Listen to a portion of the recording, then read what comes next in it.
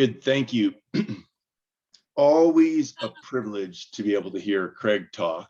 And it's always a privilege when someone's able to talk and share about something that was so deeply a part of their life so recently. Craig just did this, as many of you may have seen the results of, or some emails going around.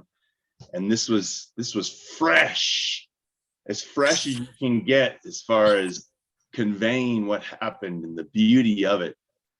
Craig, as always, you did so many things very well.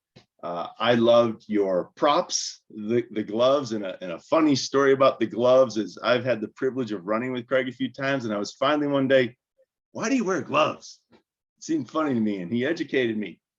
When you fall, it's a good thing to have. So I was very sad to hear you fell, but glad that you had your gloves on.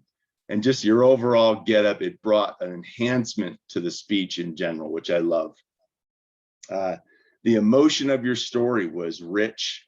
And I also thought, I don't know how much of a writer you are, but you are a gifted writer in as far as telling a story and including many details. I was there.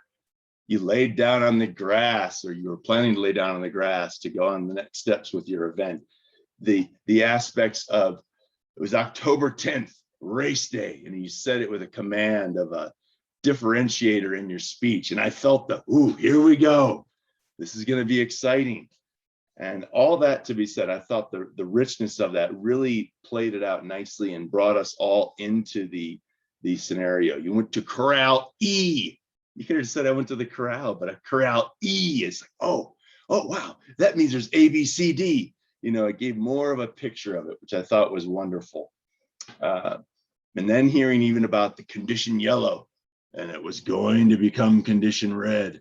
That all just gave a sense of anticipation that I thought was really quite compelling. You know, as far as things to work on, it's hard with you because you're such an accomplished speaker, but I would have liked to have perhaps seen more tone, a little bit more tone inflection or changing with your voice. You actually did that, and really I think a fair amount of it has to do with our Zoom aspects. I don't think Zoom always lends itself as well to allowing some of that to come out. But even related to that piece was, I think the microphone with your distance was a little bit challenged. I would encourage all of us, if you haven't done much experience with lav mics, there's a few that I've come across. I'm not using one now, so I don't really know how my voice sounds, but when you've got a good lav mic on, ooh, especially if you're a ways from the camera, makes a big difference. And that would just be something that came out from me with that, to challenge yourself, a little more variance in the voice. I thought pictures would have been a nice job. I would have loved to have seen a picture of you coming through the finish line.